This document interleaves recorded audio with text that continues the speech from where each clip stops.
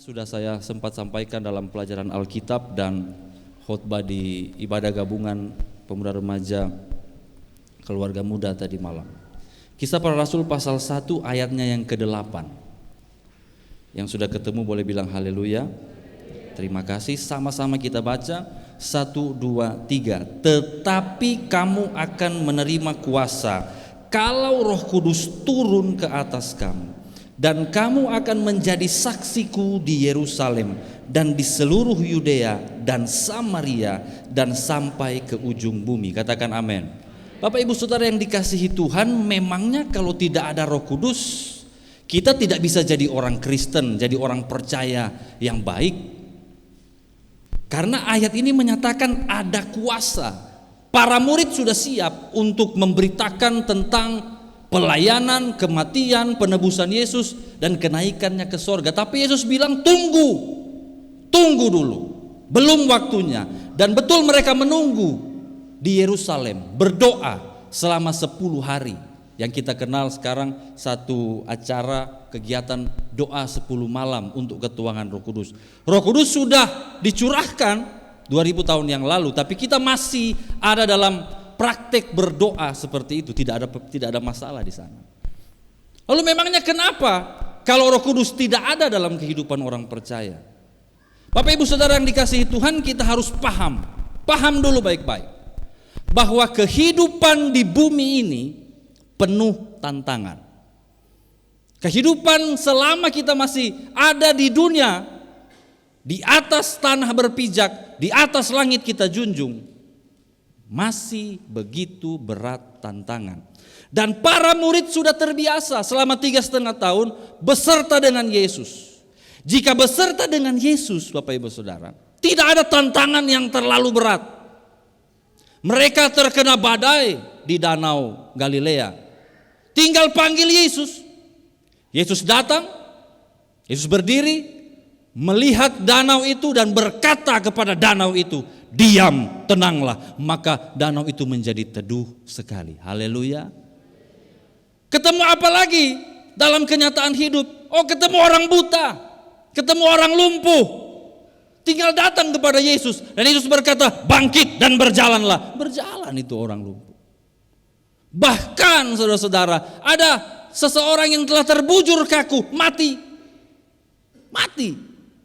Tapi karena Yesus masih ada di bumi bersama dengan para murid, ketemu dengan Yesus, dia berkata, ya anak, bangkitlah, bangunlah. Bangkit itu orang mati. Lazarus yang sudah dikubur 3 hari lamanya, dalam hitungan kita manusia itu sudah busuk karena dulu belum pakai formalin.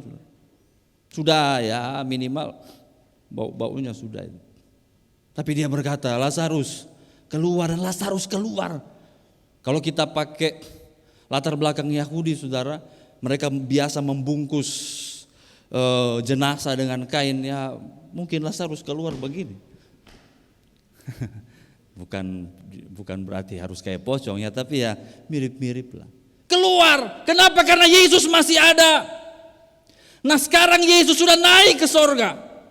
Jadi kepentingan, katakan Bapak Gembala, kepentingan Roh Kudus ada dalam hidup saya dan saudara adalah kepentingan bersama dengan kuasa Allah, bersama dengan pribadi Allah setelah Yesus Kristus naik ke sorga. Mari kita buka dulu satu ayat yang sangat terkenal dalam Yohanes pasal 14. Yohanes pasal 14 ayat 16 dan 17. Supaya kita itu sama sekali tidak boleh memandang remeh kepenuhan Roh Kudus, saudara.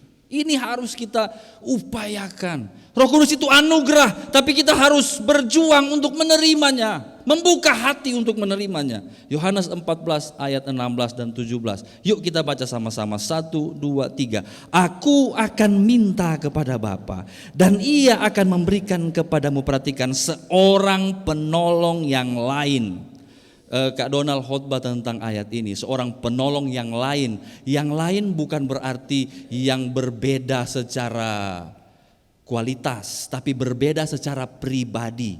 Jadi penolong ini bukan Yesus, penolong ini Roh Kudus, tetapi dengan kualitas yang sama. Artinya keilahian. Di sini kita mengerti trinitas kekristenan, Allah Bapa, Allah Putra, Allah Roh Kudus. Itulah Roh Kudus, penolong yang lain yang secara pribadi berbeda tetapi secara kualitas sama. Penolong yang lain, lanjut, supaya ia menyertai kamu selama-lamanya. 17, yaitu roh kebenaran. Dunia tidak dapat menerima dia, sebab dunia tidak melihat dia dan tidak mengenal dia. Tetapi kamu mengenal dia, sebab ia menyertai kamu dan akan diam di dalam kamu. Katakan amin.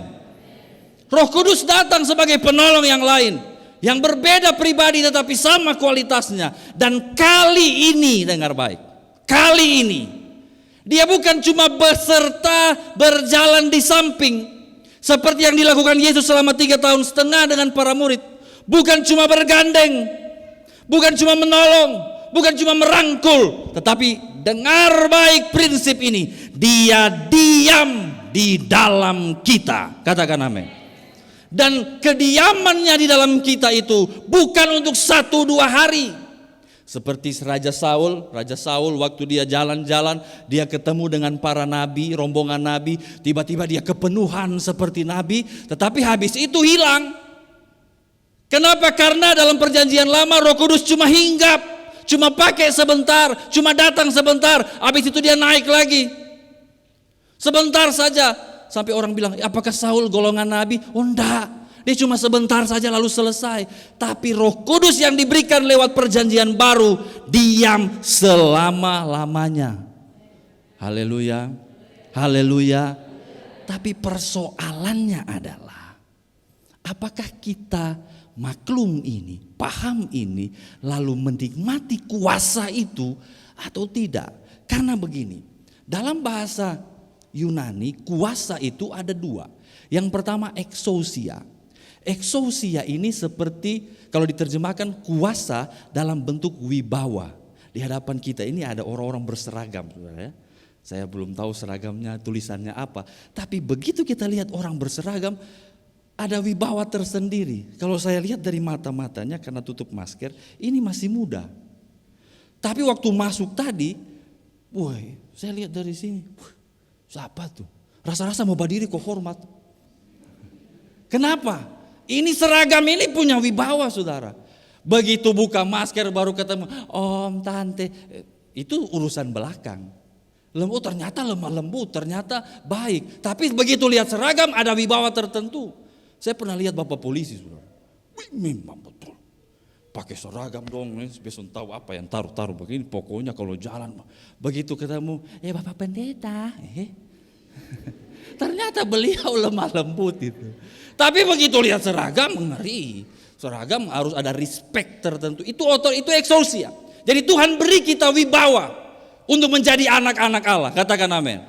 Tapi begini, minta maaf, saya ambil contoh. Misalnya Bapak Hansip, supaya tidak ada yang tersinggung. Bapak Hansip ini suka pakai, atau Bapak security suka pakai seragam dong. Sampai saya bingung di Lipo tuh, saya pikir Bapak polisi. Tapi Bapak polisi kok pegang-pegang ini termogan. Setelah saya cek-cek, oh Bapak security, sama tetap hormat, pakai seragam. Tapi sekarang persoalannya, seragam sudah pakai, wibawa sudah ada, mantap, orang sulia hormat. Tapi misalnya ada pencuri di mall, dia ambil itu, apa yang biasa orang pencuri di mall? Misalnya dia ambil itu lipstik paling mahal, supaya ibu tersinggung ya.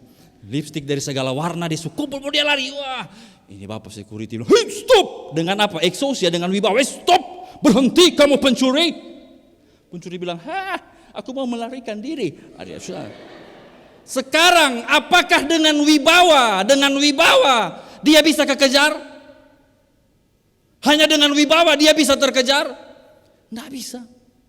Berhenti. Aku katakan sekali lagi, berhenti. Dalam nama Lipo, berhenti. Dia berhenti, dia lari terus. Maka ada yang kita baca tadi di dalam Kisah Para Rasul 1 ayat 8 tadi. Apa itu? Kuasa, dunamis. Apa itu dunamis? Tenaga. Apa itu tenaga? Kemampuan. Bapak security bilang, lu pikir beta cuma menang di seragam sah? Dia gas, taruh baik-baik kaki. Iya, dia lari. Dia pegang, dia mati. Bang, napa lu? Jatuh, pencuri bilang, Bapak juga jago lari. Sulatihana. Wibawa membuat kita menjadi anak-anak Allah, katakan amin. Tapi menjalani hidup sebagai anak-anak Allah perlu power. Atau dalam bahasa Inggris kuno bilang power. Haleluya. Pikir katong juga perlu power Taruh itu power. Nah itu yang didapat di dalam peristiwa ketuangan Roh Kudus. Kita memperoleh kuasa, bukan sekedar wibawa, tapi kemampuan. Sehingga ini tantangan hidup yang datang begitu banyak ini saudara-saudara. Bukan cuma ketong haga baru ketong berserah. Aduh Tuhan, kenapa begini ini hidup? Aduh Tuhan, ini tantangan terlalu banyak. Tapi kita berdiri dan kita beri solusi kepada setiap persoalan. Karena Tuhan beri kita kekuatan. Tepuk tangan bagi Tuhan Yesus. Ini yang seringkali loss, seringkali lepas. Kita tidak ambil itu saudara. Bergereja ini adalah proses empowering. Bergereja adalah proses memperoleh kekuatan. Jika Anda bergereja sekian tahun dan lemah terus, ada yang salah dengan kehidupan bergereja kita. Tidak bisa. Kita harus bertumbuh saudara-saudara. Makanya firman Tuhan terus datang menguatkan. Sampai pada tahap mandiri. Sampai pada tahap minta maaf. Hamba Tuhan ada, hamba Tuhan tidak ada. Kita tetap setia kepada Tuhan. Tidak bergantung kepada figur. Kita bergantung sepenuhnya kepada Tuhan. Nah, saya sharing kepada anak-anak sekolah Alkitab. Keberhasilan seorang pemimpin adalah ketika yang dipimpin, walaupun pemimpin tidak ada, tetap berjalan menurut kebenaran. Itu baru bilang berhasil. Tanyakan kepada bos-bos saudara, yang pemimpin-pemimpin. Kalau ada baru rajin, itu biasa. Tapi misalnya kepala kantor, ketua tidak ada, tapi tetap berjalan, itu baru mantap. Dan Roh Kudus memberi kita kuasa, kekuatan. Haleluya, haleluya. Bapak Petrus ini saudara dalam Kisah Para Rasul pasal 2, siapa ini Bapak Petrus? Orang Galilea. Stigma untuk orang Galilea adalah tidak terdidik. Bukan orang pintar, tidak punya akses pada kekuasaan, orang terpinggirkan. Tetapi setelah penuh Roh Kudus, Bapak Petrus berdiri, berkhotbah, 3.000 orang bertobat. Dia ada belajar rangkai kata dari mana saudara? Kalau kita lihat di dalam Kisah Rasul pasal 2, dia belajar rangkai kata dari mana? Betul belajar itu harus, tapi power itu, kekuatan kuasa itu, bicara itu. Saudara, saya yakin hari-hari ini kita dalam banyak kesulitan. Kenapa saya bisa bilang saya yakin? Karena memang beginilah kenyataan. Mari kita berkaca pada kenyataan. Karena itu hari ini dengar baik, Tuhan akan beri kita kekuatan. Tuhan akan beri kita kekuatan. Dalam kepenuhan Roh Kudus itu kita akan menerima yang namanya karunia-karunia roh. Katakan sama-sama 2, 3.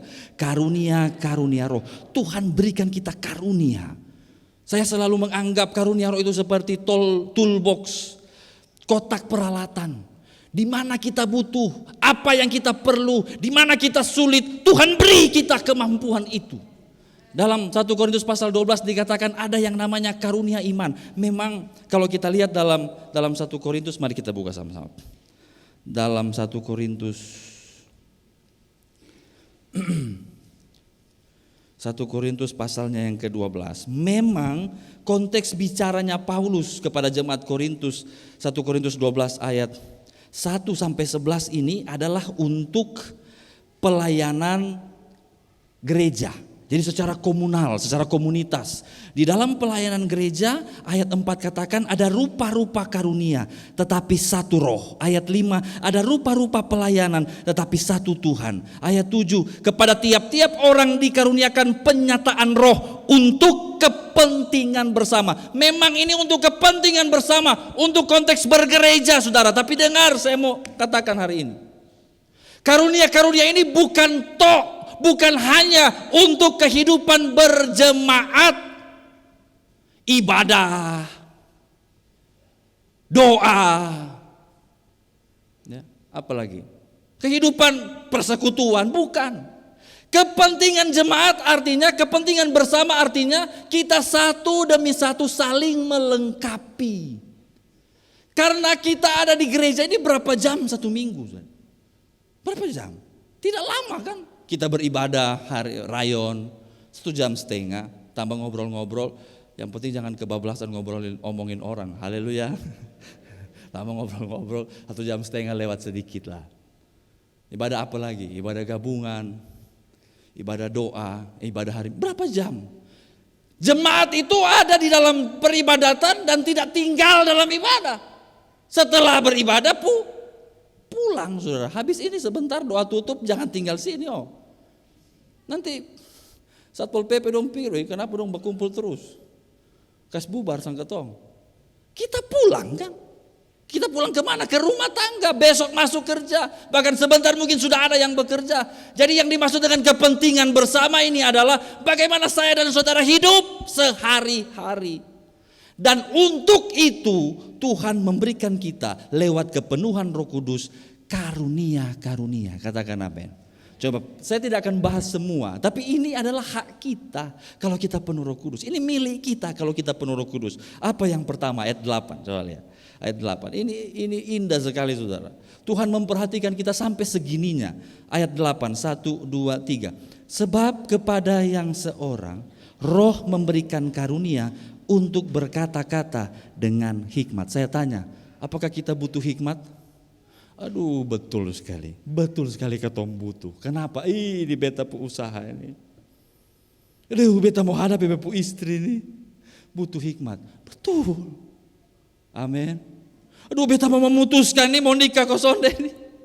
Deng ini kobo yang lain. Aduh, beta perlu ini untuk di sekolah, beta perlu ini untuk menghadapi ini.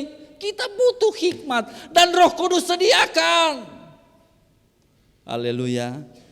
Makanya kalau karunia ini jalan di gereja, mungkin saya tidak punya karunia hikmat. Tapi saya ngobrol dengan One ini depan ini, calon hamba Tuhan ini.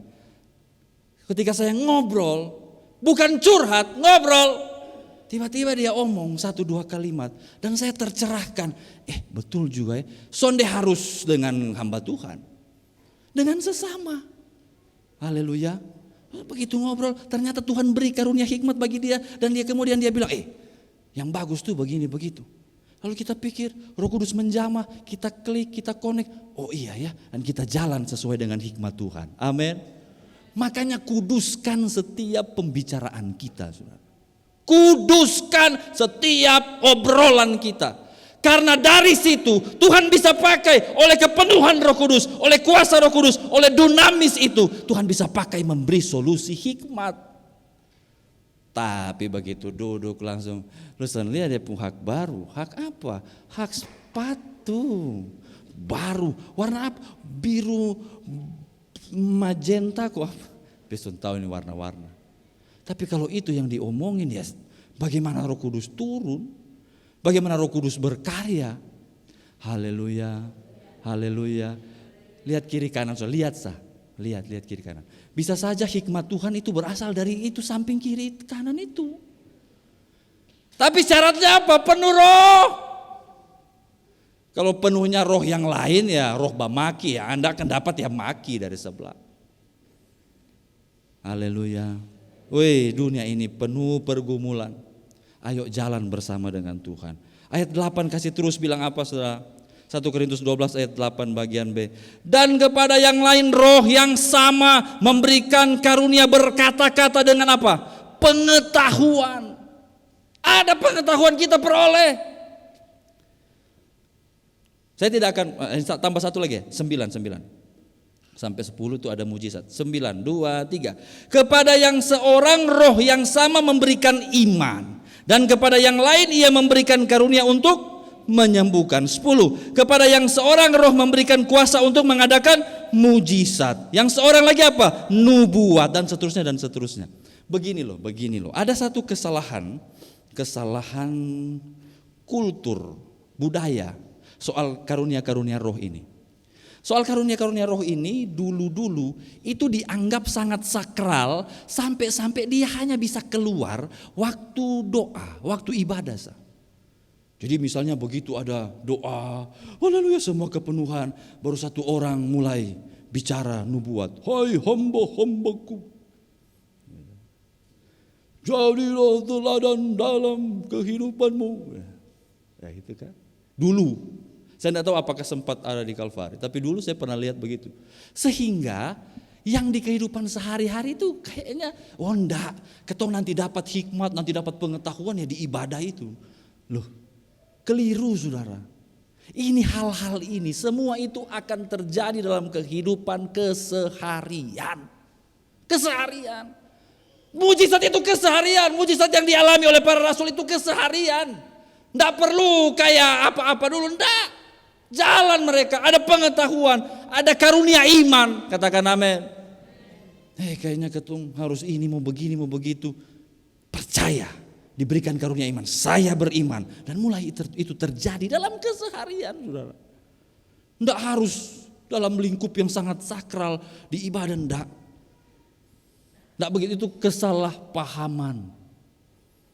Mari alami itu dalam kehidupan sehari-hari. Haleluya. Saudara mau mengalaminya, saudara?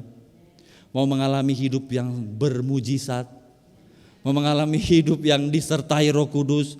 Dengar baik-baik, ini bukan kuasa sembarang. Ini pribadi Allah, diam di dalamku. Jadi harusnya begitu kita penuh Roh Kudus, jalan kita itu berbeda dengan keyakinan. Haleluya. Haleluya. Jadi pikir-pikir sudah, ada tantangan apa sebentar, ada masalah apa di rumah, ya. Jangan bukan pribadinya ya, bepu masalah tuh bepu istri, jadi awas. Sebentar be pulang dengan wibawa Allah, aku memerintahkan kamu untuk diam sedikit. Kok beta bicara dulu. Bukan. Masalah kita adalah masalah, bukan pribadi. Katakan amin. Lalu apakah sudah selesai? Apakah sudah selesai jika kita punya kuasa? Belum, saudara. Karena kuasa itu, karunia itu baru satu langkah. Langkah berikutnya, mari kita mulai dengan kritik yang disampaikan oleh Paulus kepada jemaat Korintus dalam 1 Korintus pasal 13. Ini langkah yang selanjutnya untuk menyempurnakan langkah hidup orang percaya dalam pimpinan kuasa Roh Kudus. 1 Korintus pasal 13 ayat 1 dan 2, yang sudah ketemu katakan amin.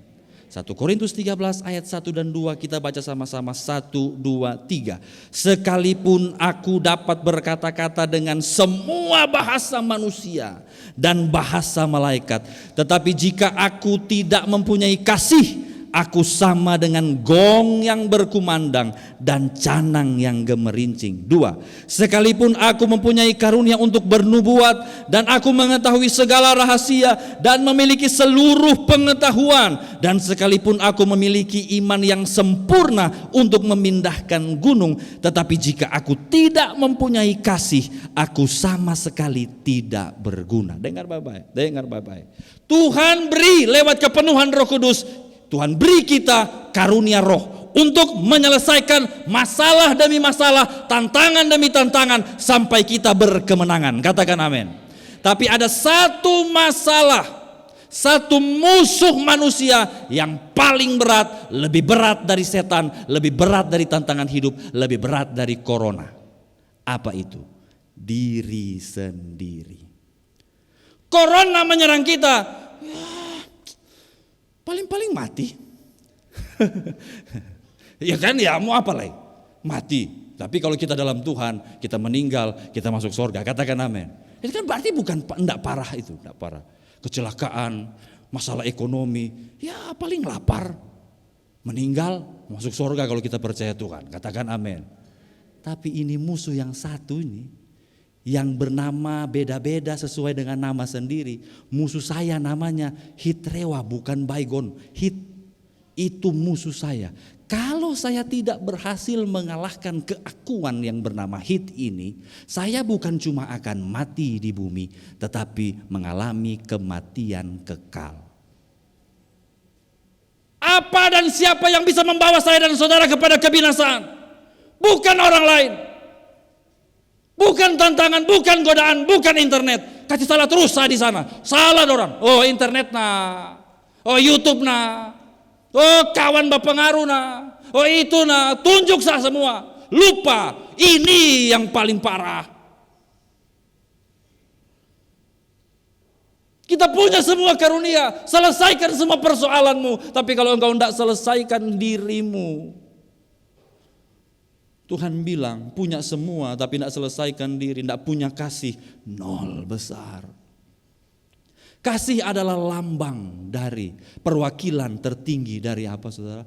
Buah roh, pertumbuhan karakter. Jadi kita bukan cuma punya karisma, bukan cuma punya karunia, tapi harus punya karakter yang terus berkaca kepada firman. Lalu kita berusaha mencocokkan diri, cara hidup kita, cara kita merasa, cara kita berpikir dengan kehendak Tuhan. Dan saya yakin saudara, kalau kita mencocokkan diri dengan kehendak Tuhan, yang akan untung diri kita sendiri dan orang-orang di sekitar kita saudara, bukan Tuhan. Kita yang untung, kita akan menjadi orang-orang baik. Katakan haleluya. Beri senyum yang terbaik di balik maskermu saudara.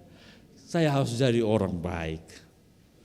Kita harus jadi orang baik seturut kebenaran firman. Boleh bilang amin? Haleluya. Nah ini, tadi malam saya bicara soal menuntut orang dan menuntut diri. Nah kita tuh hobi begitu. Jujur aja dalam rumah tangga selalu bilang ke istri, coba lu berubah sedikit tuh. Terus dengar tuh Bapak Gembala khotbah. Istri balik, lu coba berhenti sedikit yang begitu-begitu. Soalnya dengar itu PA yang minggu, dong hafal nah. Tapi siapa yang dituntut? Orang lain. Ini anak-anak dong, susah ya. Coba bertobat sedikit kayak asik. Enak sekali kan, tunjuk. Bertobat sedikit kayak. Anak-anak dalam pemberontakan, kesakit hatian kepada orang tua. Bapak mama ini kalau boleh ganti nah ganti. Yang ada dong yang ganti lu, bukan lu yang ganti dong. Enak. Baru ada itu pelayanan itu apa hati Bapak dulu tuh. Kenapa kau bisa bergaul jahat begini? Karena beta orang tua. Soalnya jadi saksi buat beta, jadi Andia beta begini. Salah kan terus. Terus tunjuk terus. Kapan diri ini dituntut? Makanya tadi malam saya bilang, turunkan ekspektasi harapan-harapan kita kepada orang lain. Kenapa? Karena mereka memiliki limit sendiri saudara. Dan mereka punya urusan itu dengan Tuhan. Kita mau harap mereka jadi malaikat semua. Kita harap suami kita jadi malaikat, istri kita jadi malaikat, anak-anak kita hidup baik. Ya puji Tuhan kalau harapan itu terjadi. Tapi kalau tidak, itu bukan urusan kita. Itu urusan apa? Urusan dia dengan Tuhan. Yang menjadi urusan kita adalah ketika kita mau berubah. Tuntut tinggi-tinggi dong standarnya ke diri kita sendiri. Oke, saya mau penguasa. Mari kita buka ayatnya. Terakhir ini. Galatia.